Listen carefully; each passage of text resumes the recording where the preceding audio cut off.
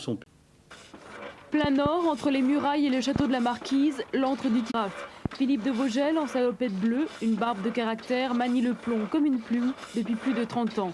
Une passion qui fait de lui un artisan comblé. Je suis un ours et un singe en même temps, parce que comme je suis imprimeur typographe, je fais l'imprimeur, donc l'ours, et je fais le typographe, donc le singe. Mon rôle, c'est de me mettre au service d'un écrivain, au service d'un peintre, au service d'un graveur, pour porter un petit peu ses idées et ses mots.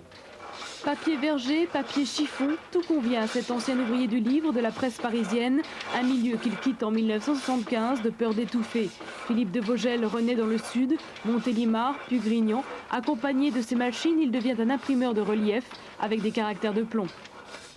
Je prends les matrices, ce sont des matrices en cuivre et en laiton, qui sont gravées en creux.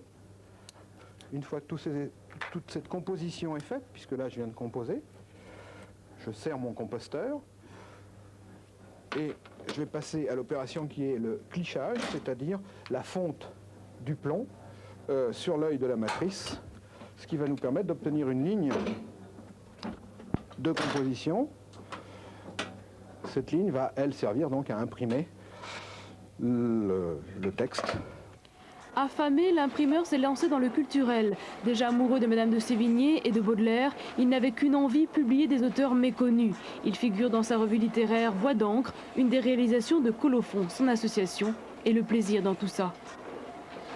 Je crois que c'est de regarder quelqu'un qui observe et qui palpe, parce que je ne vois pas d'autres mots, qui palpe un livre qu'on a fait.